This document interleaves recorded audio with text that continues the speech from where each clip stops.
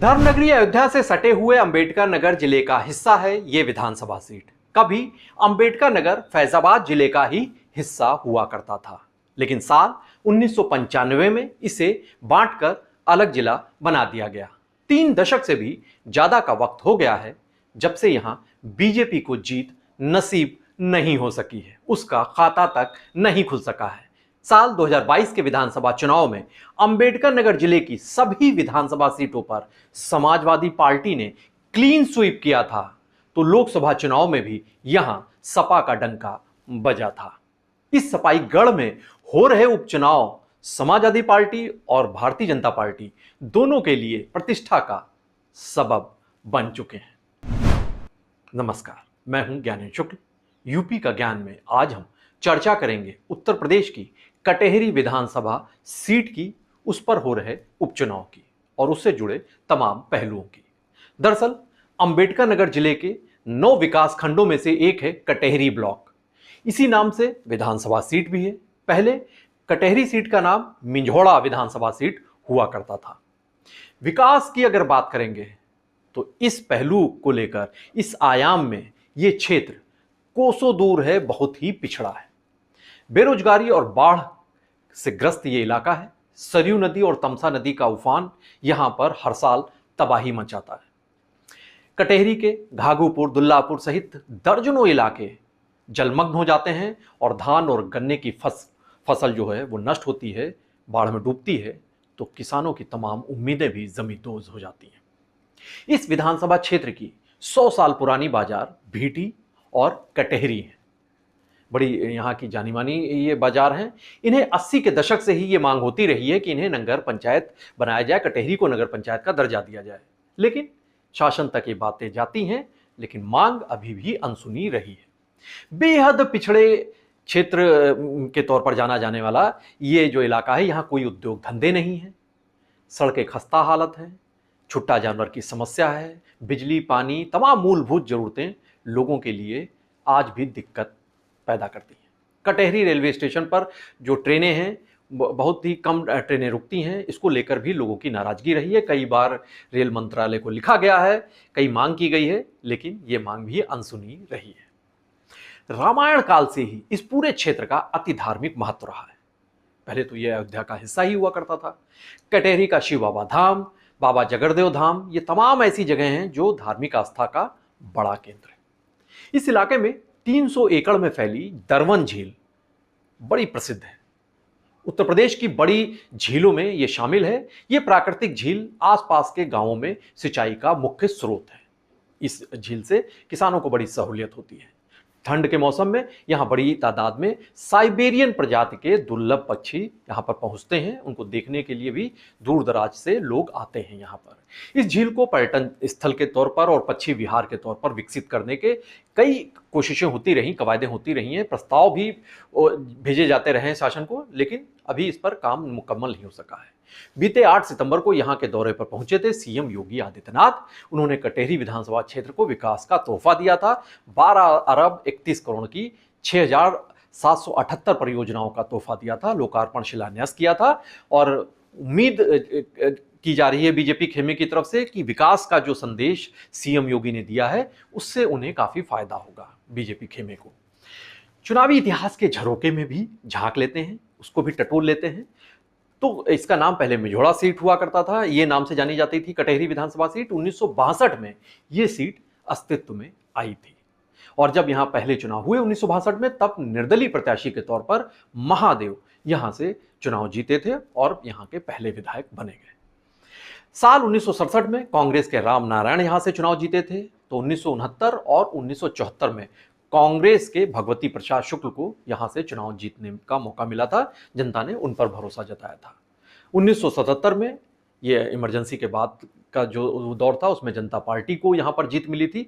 रविंद्र नाथ तिवारी यहां से चुनाव जीते थे और उत्तर प्रदेश की विधानसभा में पहुंचे थे। साल 1980 में यह सीट फिर से कांग्रेस के खाते में दर्ज हो गई। तब यहां से जियाराम शुक्ल यहां से विधायक चुने गए। लेकिन 1985 और 1989 इन दोनों चुनावों में रविंद्र नाथ तिवारी फिर से उन्होंने वापसी की और जनता दल के प्रत्याशी के तौर पर इस सीट से जीत दर्ज की। फिर 90 का दशक जब आया तो राम मंदिर आंदोलन की शुरुआत हो गई थी। उस राम मंदिर आंदोलन की लहर में 1991 में अनिल तिवारी यहां से चुनाव जीते थे और पहली बार बीजेपी का खाता खोला था उन्होंने। तब से लेकर अब तक बीजेपी सीट पर जीत पाने के लिए तरस रही है। साल 1993 में यहां बीएसपी के रामदेव वर्मा विधायक चुने गए थे। इसके बाद 1996, 2002 और 2007 में इन तीनों चुनाव में जीत की हैट्रिक लगाई धर्मराज निषाद ने बतौर बीएसपी बहुजन समाज पार्टी के उम्मीदवार के तौर पर। साल 2012 में यह सीट समाजवादी पार्टी के शंखलाल मांझी ने जीत ली थी, लेकिन 2017 में यहां कब्जा हुआ बहुजन समाज पार्टी के लालजी वर्मा का। वो इनका बड़ा प्रभाव वाला ये क्षेत्र माना जाता है लालजी वर्मा का। हालांकि बाद में लालजी वर्मा बगावत कर गए और वो समाजवादी पार्टी का हिस्सा बन गए, अखिलेश यादव के साथ चले गए और बतौर सपा प्रत्याशी 2022 का चुनाव इसी सीट से जब वो लड़े तब यहां से चुनाव जीत गए थे। सांसद भी वो बन गए। साल 2022 के विधानसभा चुनाव की भी चर्चा कर लेते हैं। अंबेडकर नगर की दरअसल 2022 में जितनी भी विधानसभा सीटें हैं पांचों, उन सब पर क्लीन स्वीप किया बीजेपी, समाजवादी पार्टी ने। बीजेपी को यहां भी मुक्की खानी पड़ी थी। इनमें से कटेहरी सीट भी शामिल थी और इस कटेहरी सीट पर लालजी वर्मा चुनाव लड़े थे। उन्हें 93,524 वोट हासिल हुए थे और उन्होंने ये सीट गई थी एनडीए की सहयोगी निषाद पार्टी को और यहां से अवधेश निषाद चुनाव लड़ रहे थे। उन्हें 7,696 वोटों के मार्जिन से हरा दिया था लालजी वर्मा ने। साल 2024 का आम चुनाव हुआ तो अंबेडकर नगर, जो समाजवादी पार्टी का गढ़ रहा है, यहां की संसदीय सीट से चुनाव जीत गए लालजी वर्मा। सांसद चुन लिए गए। उनके इस्तीफे से ये सीट खाली हुई है, कटेहरी सीट, और अब यहां पर उपचुनाव हो रहे हैं इस सीट पर। आबादी के आंकड़ों का उसको अगर ध्यान दें, उसके ताने बाने पर गौर करें, यहाँ के जो जाति समीकरण है उसके गुणागणित पर गौर करें, तो कटेहरी जो विधानसभा सीट है इस पर 4 लाख के करीब वोटर हैं इस सीट पर, जिनमें सबसे ज्यादा तादाद है अनुसूचित जाति के वोटरों की, दलित बिरादरियों की, और उनमें से 95,000 अनुसूचित जाति के वोटर हैं इस सीट पर सबसे ज्यादा। 50,000 ब्राह्मण वोटर हैं। दूसरी सबसे बड़ी आबादी इस सीट पर ब्राह्मण वोटरों की है जाति के हिसाब से।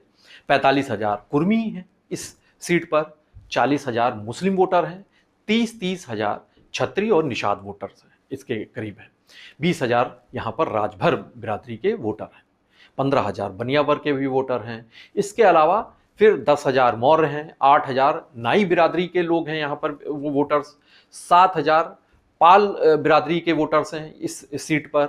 6,000 कुम्हार बिरादरी के और 5,000 चौहान बिरादरी के, लुनिया चौहान बिरादरी के वोटर्स हैं इस सीट पर। 4,000 विश्वकर्मा वोटर भी यहाँ पर हैं। तो ये जो पूरा आंकड़ा है ये ताना बाना है इस सीट पर जातीय समीकरणों के लिहाज से। कई और भी बिरादरियां यहाँ पर मौजूद हैं, लेकिन आप देखिए कि जो आंकड़े हैं वो तस्दीक करते हैं कि अनुसूचित जाति के वोटरों का ही प्रभुत्व है और दरअसल उनके रुख से ही यहाँ के चुनावी नतीजे प्रभावित होते रहे हैं। सियासी बिसात पर गौर कर लेते हैं जो 2024 के उपचुनाव में बिछी हुई है। चूंकि कटेहरी में जातिगत आधार पर ही चुनावी गणित पूरी लेखा जोखा टिका हुआ है, इसीलिए जाति फैक्टर के मद्देनजर ही सारे दल अपने दांव चलते हैं यहाँ पर। इस बार भी ऐसा ही किया है। जब प्रत्याशी तय करने का मौका आया तो तीनों ही दलों, जो प्रमुख दल हैं समाजवादी पार्टी, बीएसपी और बीजेपी, इन्होंने ओबीसी चेहरों पर दांव लगाया।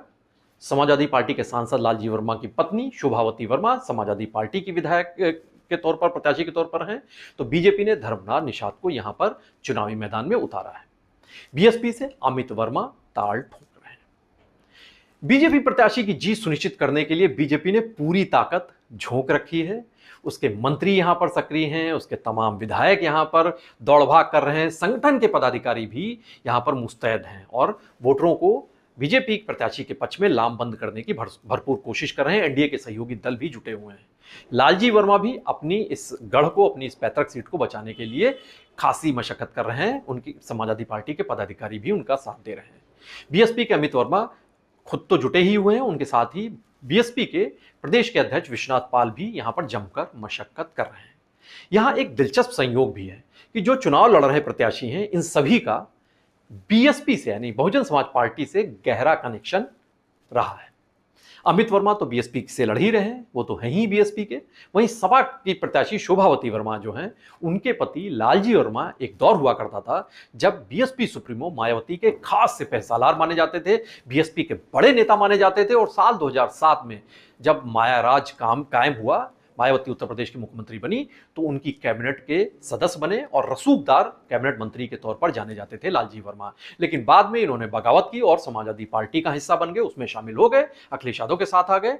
वहीं बीजेपी प्रत्याशी धर्मराज निषाद भी एक वक्त हुआ करता था जब मायावती के विश्वस्त हुआ करते थे, बड़े मजबूत सिपह सालार थे। साल 1996 और 2002 में बीएसपी से ये विधायक चुने गए थे, बीएसपी के टिकट पर ही चुनाव लड़े और 2007 का चुनाव जीते थे। जीत की हैट्रिक लगाई थी इन्होंने। बाद में मायावती ने इन्हें अपनी कैबिनेट में शामिल कर लिया था, फिशरीज डिपार्टमेंट इन्हें सौंपा था, उसके ये मंत्री बने थे धर्मराज निषाद। लेकिन बाद में बीएसपी से इनका मोह भंग हो गया और ये बीजेपी में शामिल हो गए। 2022 का चुनाव भी बीजेपी के टिकट से लड़े थे, अकबरपुर सीट से, लेकिन ये चुनाव हार गए थे 2022 का। अब फिर से उपचुनाव में चुनावी मैदान में है। कुछ दिनों पहले यहाँ के जो बीजेपी प्रत्याशी ये धर्मराज निषाद हैं, इनके समर्थन में एक होर्डिंग लगी थी जो बड़ी दिलचस्प इबारत जिस पर दर्ज थी, और इस इबारत की वजह से ये मीडिया की सुर्खियां बनी थी, ये खबर बनी थी जो होर्डिंग में थी। दरअसल इसमें धर्मराज निषाद की जो तस्वीर तो लगी हुई थी, उसके साथ ही सीएम योगी आदित्यनाथ और प्रधानमंत्री नरेंद्र मोदी की भी तस्वीर लगी हुई थी। और इस पर जो वोटरों से अपील की गई थी वो बड़ी दिलचस्प रोचक थी। उसमें लिखा था, या तो अब की जिताए दे या टिकटी पर लिटाए दे। अवधि में ये जो पंक्तियां हैं, इसका तर्जुमा अगर किया जाए, इसका अर्थ निकाला जाए, तो उसका मतलब होता है कि चुनाव में या तो अब की बार वोटर जिता दें इन्हें या फिर अर्थी पर लिटा दें। बहरहाल साल 2017 और 2022 में इस सीट पर जब चुनाव हुआ था तो प्रत्याशियों के चयन की वजह से ओबीसी बनाम ब्राह्मण का मुद्दा यहां पर तूल पकड़ा था। लेकिन इस बार मुकाबला ओबीसी बनाम ओबीसी हो रहा है। सभी दलों से जो प्रत्याशी हैं वो ओबीसी ही वर्ग के हैं और कुर्मी वोटर्स के लिए बड़ी पसुपेश की स्थिति है। लालजी वर्मा है एक तरफ, वहीं पर दूसरी तरफ बीएसपी के अमित वर्मा है। पिछड़े और दलित वोटरों को इस सीट पर जिसने भी लामबंद कर लिया, साध लिया, चुनावी जीत उसी के खाते में दर्ज होगी, ऐसा जानकार मानते हैं। इस सीट की हर गतिविधि पर हमारी नजर लगातार बनी रहेगी। आप भी बने रहिए पीटीसी न्यूज उत्तर प्रदेश के साथ। नमस्कार।